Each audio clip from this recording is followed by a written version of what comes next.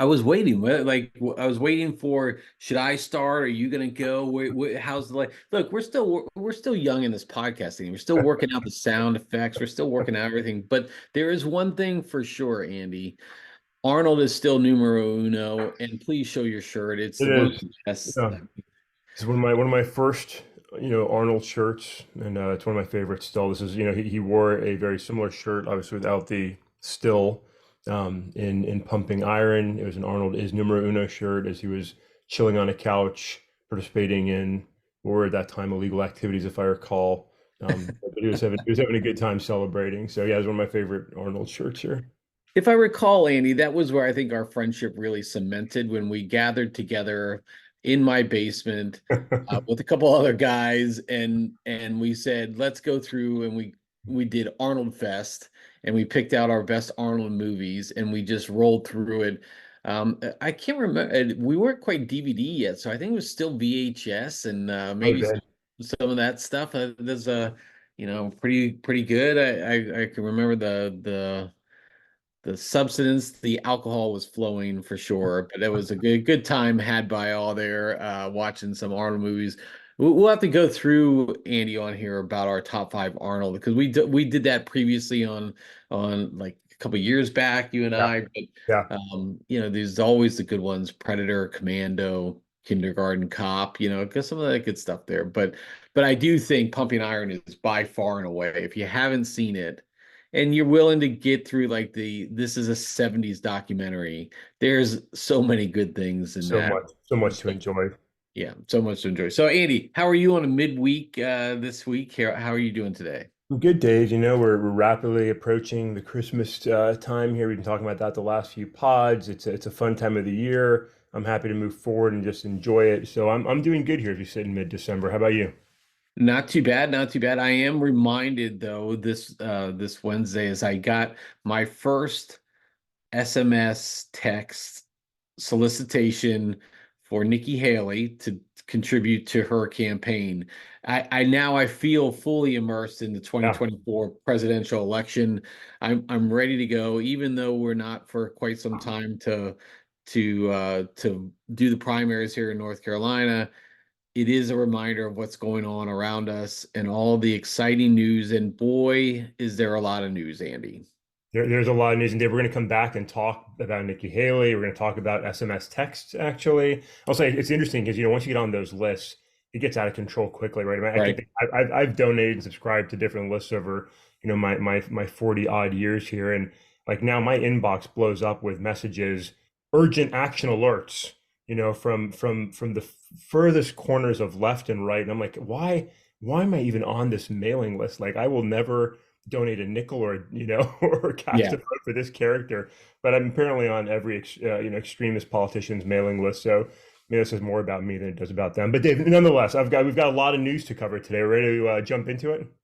Yeah, did you want to start here, Andy? I mean, usually I guide us through some of these things, but I mean, what do you feel? You want to flip the script here, or how do you want to do this, Andy? Senpai, thank you for guiding us episode to episode. I have a number of items queued up. If your humble grasshopper could try and lead us through this discussion, I feel like I can handle it today. Okay, I mean, I feel we're in capable hands for sure. So, I didn't say that, but I will hit the transition button, Dave, and move us forward into some politics. So, Dave, I believe today is Politics Wednesday, as you've been referring to it. And so I was thinking I've got a host too much for one Men of a Certain X podcast items teed up here. And I just want to sort of like tee up an item, maybe a little excerpt from it, get your quick Dave Pounder hot take on it, and move on. You think that's a fair approach for today? Can you handle that, you think?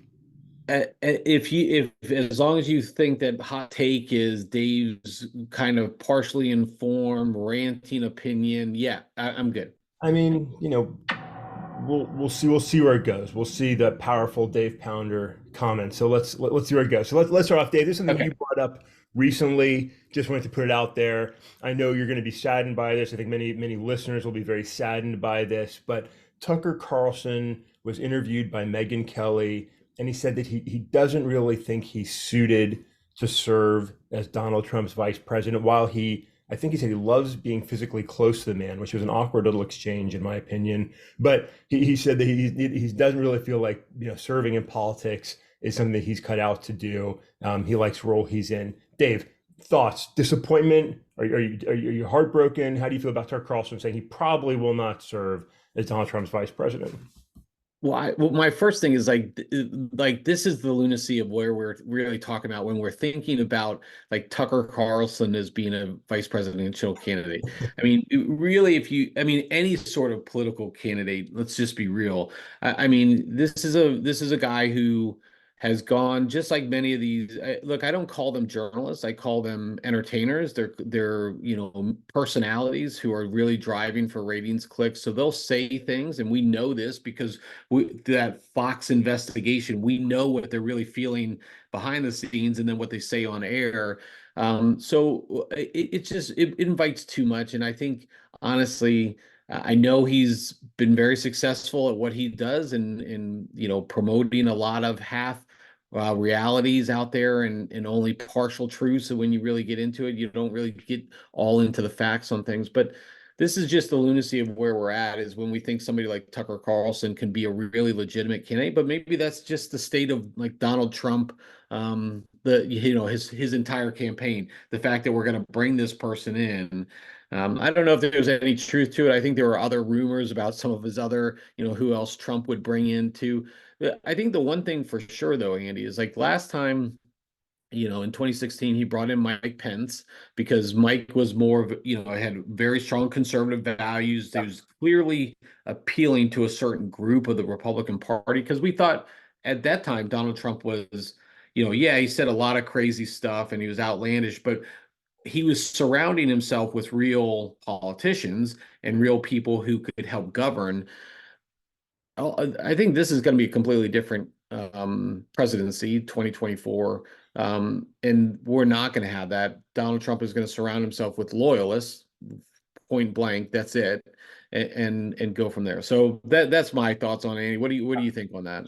I think I don't even want to discuss the idea of Tucker Carlson as vice president, Dave. You need a really important point that's maybe worth a longer discussion time on the selection of Mike Pence, on the courtship Donald Trump had with the Christian evangelical community. I've got a lot of thoughts on that. I found my faith in an evangelical church. I consider myself, if I had to put a label on that, still sort of where I would identify my faith to be housed. But the church itself and politically, we have some disagreements, I would say. But I think it's a really good discussion to have for another day, Dave. So I'm going to move on to the next topic. And so you mentioned the SMS text from the campaign of Nikki Haley. Hopefully you responded or didn't respond. Hopefully you didn't respond like this guy did to Vivek, right? So we've talked about VR a few times. We've talked about the fact that he's perhaps the most obnoxious person to ever run for office. All true, right? But in response to a campaign text message to Mr. Tyler Anderson, age 30, of Dover, New Hampshire, Mr. Anderson responded to the text message stating, great, another opportunity for me to blow his brains out, and I'm going to kill everyone who attends, adding a vulgar description of what he would do to the bodies, as reported by the Washington Post. And Dave, while we joke a lot, I thought it was a chance to sort of talk about the lunacy and responses that people provide to these things. And while this guy probably wasn't serious in his threat, threats are threats, right? And you can't go around saying you're going to kill presidential candidates, regardless of what you think about them. He was arrested. He's going to be prosecuted. Dave, thoughts on this kind of response during the political season? Yeah, I think it's just a hard reality of how things can escalate quickly on some of these how you feel about candidates and where you like where's like that line that you say, hey, look, I don't like this candidate and I'm not choosing to vote for him, to like really aggressively going at it. Yes, I would probably agree, Andy. I don't know much of the story behind this individual, but I would probably agree he was probably not going to blow everybody up and try to do bad things to VR. But at the same time, is look over the last several years, Andy, in the political environment, we have seen several like attacks directly against politicians in public settings, Andy. I Yeah. mean, in Japan, the former prime minister was killed on a campaign stump.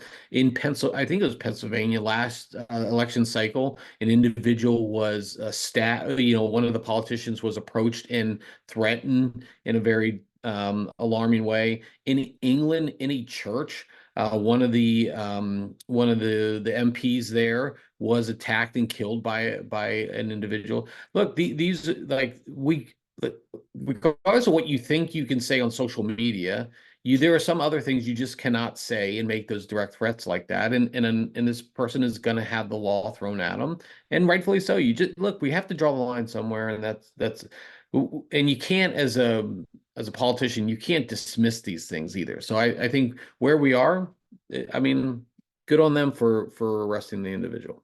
Yeah, agree. That I mean, we joke, on this podcast, but certainly don't condone any types of threats of violence or harm to candidates. Everybody's, they can run, they can be as cringy as they want on the stage. That's up to them. And there's a part of the American electorate that celebrates it. So, hey, good take, Dave. I want to come on to another couple quick ones here.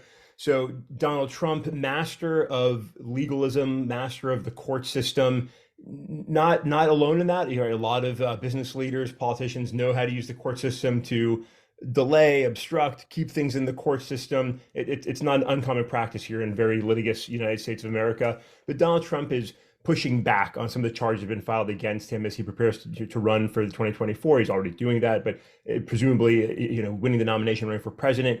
The timing of some of these court cases, are right in the election cycle, right? Some of them right during, major days like Super Tuesday and things of that nature. So he's pushed back on some of this.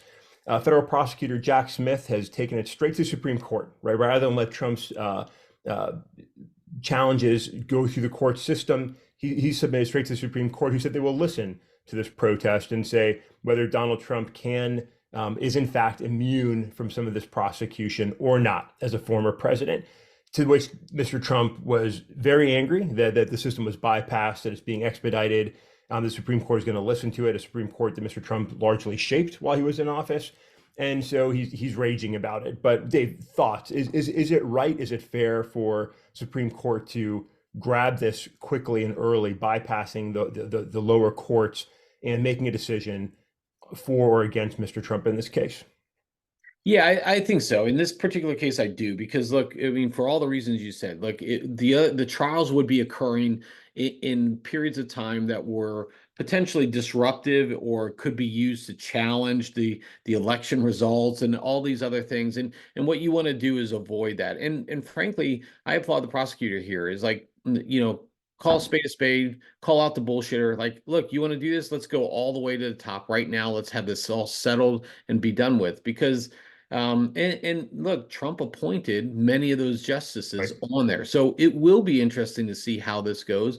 And look, if they do not side with him or do not choose to take action on this part, what does that say about, Donald Trump's legitimacy? And I think this is all part of his shtick. This is all part of his thing, and it works for his base. Unfortunately, it really works for his base. Look, it's a witch hunt. I'm unfairly being prosecuted. Hey, look, you did it. We have all the stuff that supports that. And look, it'll be interesting to see it play out. So I applaud the move. Yeah, I'm with you on that as well. I think it's an important decision. It's a major decision affecting a major decision in the election process. It needs to be decided quickly so that things can move forward however they're going to move forward. And so I think it's a smart move. I think it's a right move. And the Supreme Court will decide what the Supreme Court decides. That's their job. So, Dave, I'm going to read another one. I'm not going to ask you to wait on this one. Just want to say, with all the talk about concern about Donald Trump and his aspirations to dictatorship, or if he's just joking and things of that nature, don't worry. He has reassured us, as CNN identifies here. No, I'm not a threat. I will save democracy. The threat is crooked Joe Biden. So I just want to thank Donald Trump for serving, for running for office to save democracy. No concerns about that whatsoever. Next one, Dave. I'm going to move on. So I want to get your thoughts here on a Mitt Romney quote, as quoted in The Hill. Romney was interviewed and he made this statement. He said, "When I was a kid, there was something called a gumball machine. Also the name of a very entertaining cartoon on the Cartoon Network for a few years, but that's neither here nor there. When I was a kid, there was something called a gumball machine. You could put a penny in and a gumball would come out. It was automatic. There was no filter. Put in a penny, out came the gumball. Donald Trump is kind of a human gumball machine, Romney said. A thought or a notion comes in and it comes out of his mouth. There's not a lot of filter that goes on. There's not a lot of quotes. What's the implication? No, he just says whatever. Dave, Donald Trump, human gumball machine? Oh, Andy, it's just locker room talk, right? It's just locker room talk that he can say all these. Of course he is. I mean, this guy is ridiculous, and I think that's part of his appeal to his base. I mean, and again, I'm not saying his base is good or bad or indifferent. Look, that's what he's playing to that. They want to hear locker room talk. They want to hear somebody who railing against what they feel and they talk about in their homes, but they don't feel like they can say out in public because the far left or would overly criticize them. How dare they be insensitive and not considering diverse populations and groups and such. And I think that's exactly what he's playing to. And so I do think it is causing him trouble now when he's off prompter or off his script or whatnot, because look, he's old and he's saying things, and it's well documented at this point. He's confusing individuals, he's confusing terms, he's confusing, his timelines on events. And so it just speaks to what we've talked about with him and Biden. I mean, these guys, look, I don't even want to imagine what this debate is going to look like between the two of them. I mean, it's going to be one of the worst things I've ever seen. I probably won't even see it, so maybe I'll just hide myself from there. But Let me that's kind of my thought, Andy. you lead into a really important point. So I'm gonna read off a couple of headlines, ripping through them real quick. We want to come back to that idea of debates here in just a moment. So let me just share a couple of things here and get your quick takes on them. So Chris Christie feeling pretty good coming out of the last debate, strong performance, still not polling great, but apparently feeling pretty good about things. Um, but despite how he feels, despite maybe some increased interest, as the Iowa caucus nears, right now Donald Trump in recent polling is still 32 points ahead of his nearest competition, which remains Governor Ron DeSantis of Florida. That's as of Monday of this weekday. So despite all the non-Donald Trump GOP primary debates and all the excitement around some of the candidates and disinterest in other candidates, at the end of the day, he's got a dominating lead. But Dave, continuing on, coming back to Mitt Romney, among others, Romney has said that Haley is the only one that has a shot to beat Donald Trump. And we've seen the continued galvanization of support around Nikki Haley, including New Hampshire's governor, Chris Sununu, who's Yeah, a that was like, big. yeah, and he came out and he supported Nikki Haley. He endorsed her for president of the United States. Again, New Hampshire is an interesting state, like Iowa. Kind of, they both do their own thing. They're not really aligned in any way in how they vote. Oftentimes, when one person wins one state, one wins another. And as we near the voting time here, as we're getting closer to the 40-day mark, I think now, interesting to see some of this continued support her way. So, Dave, I'm going to pause there real quick, just getting quick thoughts. I'm going to come back to your point on debates here right after that. Yeah, just real quickly on that, Andy, is like, look, I think Iowa and New Hampshire mean a lot to people who are like on the fringe. Like they're like Chris Christie. It means a lot that he shows well there. He doesn't need to win those, but he needs to show well there.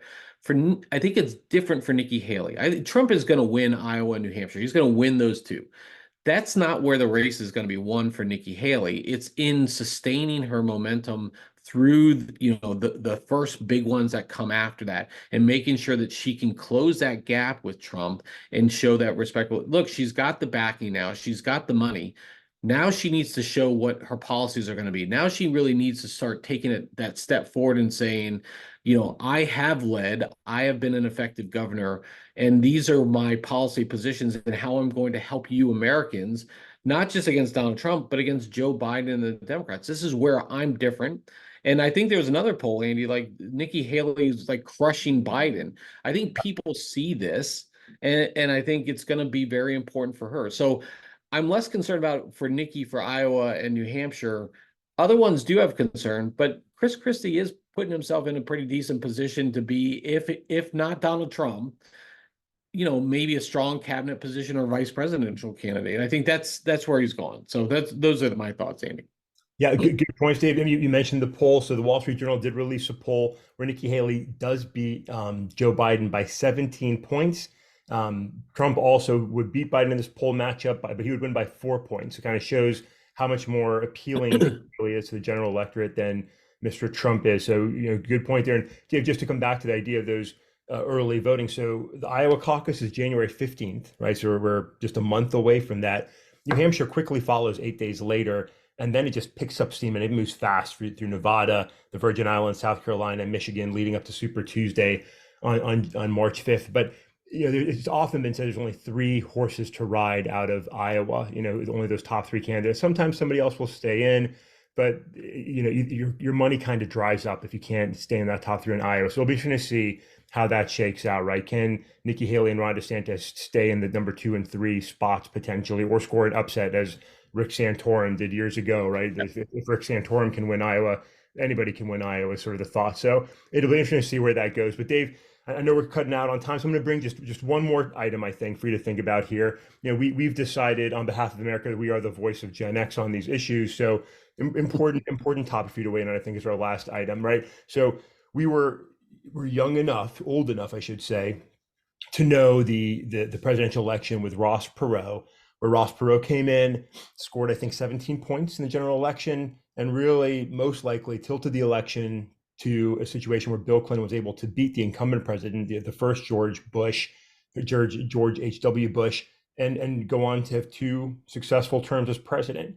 And so here we are now in 2023, approaching 2024, and in another poll, the Reuters Ipsos poll, it's a close one between Donald Trump and Joe Biden, where Donald Trump is ahead by 2 points, 38 to 36, with 26% of voters saying they're not sure who they would vote for or they'd vote for somebody else. But when they add in RFK, it really throws things into a loop, right? He really, at this point, gets quite a bit of support. Some 16% of respondents picked Kennedy when they had the option, with 36% of the votes still going to Trump and 31% going to Biden. So a little bit more coming from Biden supporters than Trump supporters at this moment.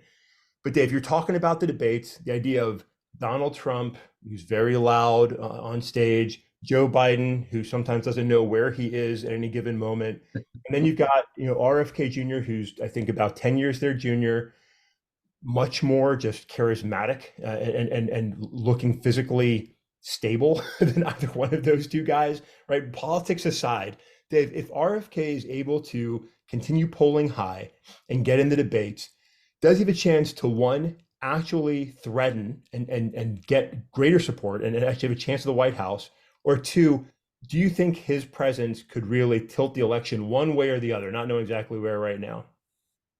Yeah, I think to both of those, the answer is yes. I don't think he's is a chance to win necessarily, but hey, look, it's still early, right? I mean, in if Trump and Biden are going to be the candidates, people are going to look for other options. Like nobody wants this. It's just very clear, but that's what the hand is going to have. Then yeah, then RFK could potentially get a lot more. And I won't say he was not going to win, but the odds are stacked against him on a lot of fronts. For sure. Yeah. But to your second point, he certainly has the opportunity to be disruptive. And I'm not quite sure what side that goes on, because I think, RFK is really, he's left on a lot of areas and he's right on a lot of areas. And then, he also has that middle flare where, you don't really know where he's going to stay on a position. But the one thing is he's out front and he's very clear and convicted of his beliefs. And so, I think it's going to be interesting. I hope he does get on the stage, because I think people do need to see that.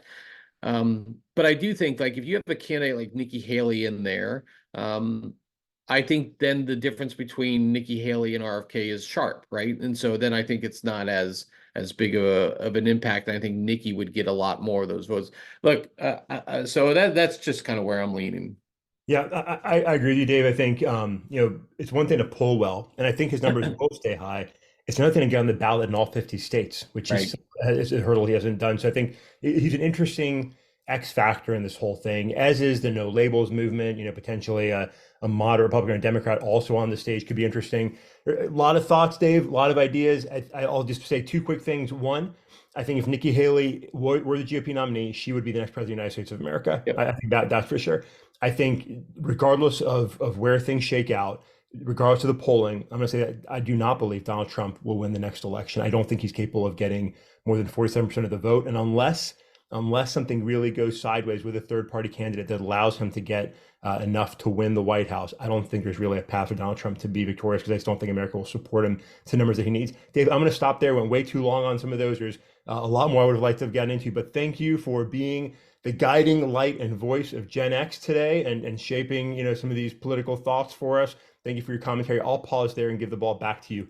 Thank you. Yeah, I'll just only say onto your point about Trump getting 46%. I agree with that. Like I think some of these early polling numbers with Trump, look, I'm just, it's one thing to poll. I think over the last 20 years, polling numbers have become increasingly unreliable in many respects, because it's one thing for me to say what I did to somebody after the fact, and it's quite a different thing when you go into that booth and press the button so I do agree with that. And I don't think like 30% increase in Iowa is real reflective of what's going on in Iowa today. So anyway, Andy, I do appreciate you guiding us through those. I really like Wednesday, Politics Wednesday. I think that's really good. We didn't get into a waste comment, so I'll hold that for Friday, but All right. that'll be good, Andy. But with that, Andy, I appreciate you guiding us. I appreciate the sound effects. I will catch you next time, Andy.